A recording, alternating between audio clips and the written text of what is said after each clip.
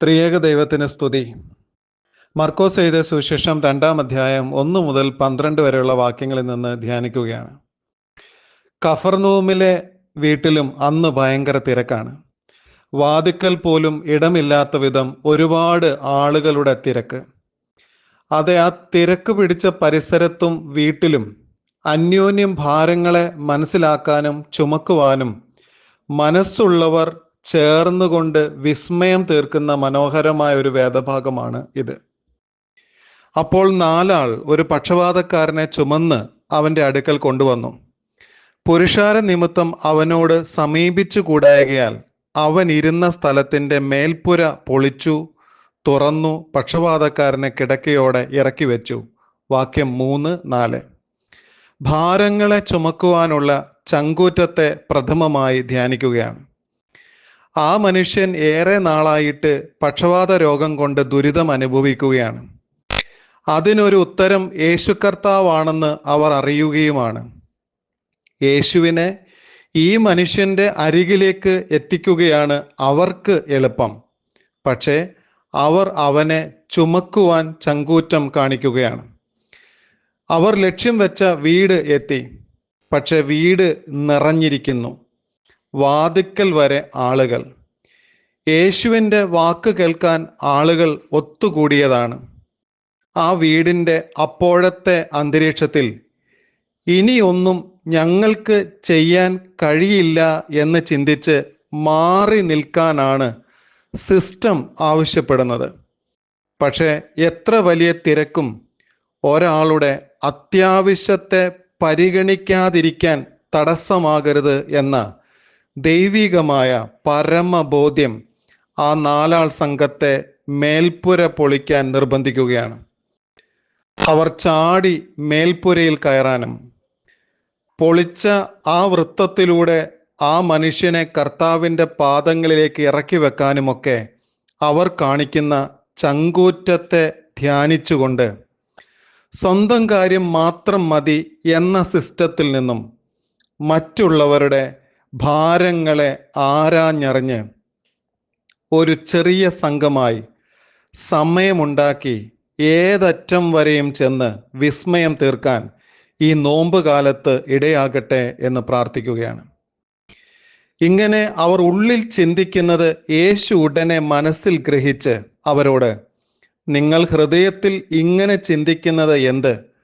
പക്ഷവാതക്കാരനോട് നിന്റെ പാപങ്ങൾ മോചിച്ചു തന്നിരിക്കുന്നു എന്ന് പറയുന്നതോ, എഴുന്നേറ്റ് കിടക്കയെടുത്ത് നടക്ക എന്ന് പറയുന്നതോ ഏതാകുന്നു എളുപ്പം എന്ന് ചോദിച്ചു. വാക്യം 8-9. ചിന്തകൾ കൊണ്ടും വാക്കുകൾ കൊണ്ടും രംഗത്തിൻ്റെ ദൈർഘ്യം കൂട്ടി തളർന്നു കിടക്കുന്നവൻ്റെ എഴുന്നേൽപ്പിന് കാലതാമസം സൃഷ്ടിക്കാതെ വിശ്വാസം നിറഞ്ഞ പ്രവർത്തികളാണ് ഇന്നിൻ്റെ പുണ്യം എന്ന് ധ്യാനിക്കുകയാണ്. ഒരുപാട് ചിന്തകളും വാക്കുകളും എന്നതിനേക്കാൾ പ്രവർത്തനങ്ങളാണ് പ്രധാനം എന്ന് ചിന്തിക്കുവാൻ പ്രേരിപ്പിക്കുകയാണ് ഈ വരികൾ.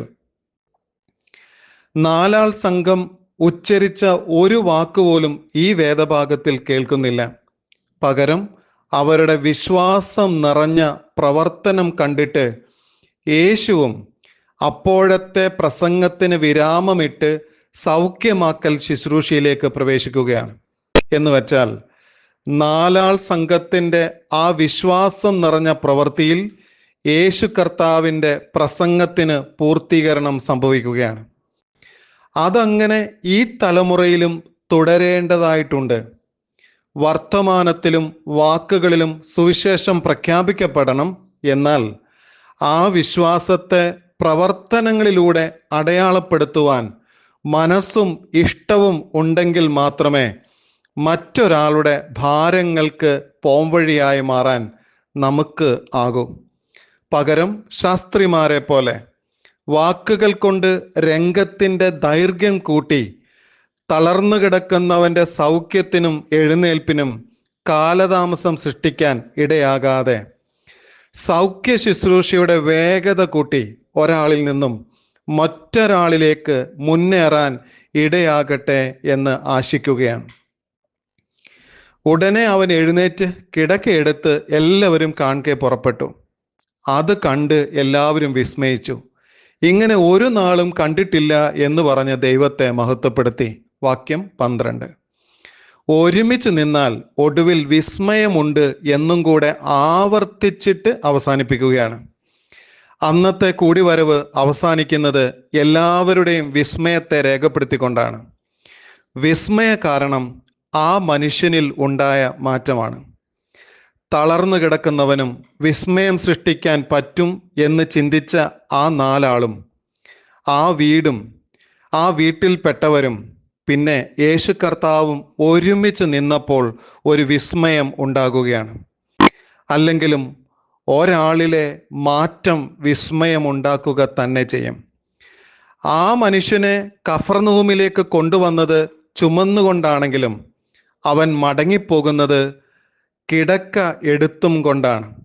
അതിനായി യേശു കർത്താവ് അവൻ്റെ പേശിക്കും ഉശിരും ഉയിരും നൽകുകയാണ്. നമുക്കൊരു ദൈവമുണ്ട്. നമ്മുടെ ജീവിതത്തിൻ്റെ അപാരമായ സാധ്യതകളിലേക്ക് എഴുന്നേറ്റ് വരാൻ ക്ഷണിക്കുകയാണ്. എനിക്ക് കഴിയില്ലെന്നും ശക്തിയില്ലെന്നും തളർന്നു പോയെന്നും ഒക്കെ കരുതി കിടക്കുവാൻ ഇനിയും അനുവാദമില്ല. പിന്നെയോ വ്യക്തി ജീവിതത്തിലും വീട്ടിലും പരിസരങ്ങളിലും നമ്മളൊരു വിസ്മയമാകാൻ, അതുവഴി ദൈവനാമം മഹത്വപ്പെടുവാൻ നമ്മെ സഹായിക്കുന്ന ഒരു ദൈവം തമ്പുരാൻ നമുക്കുണ്ട്. നമ്മിലൂടെയും വിസ്മയം തീർക്കാൻ ദൈവം ഇനിയും ഒരുക്കമാണ്. ആമേൻ.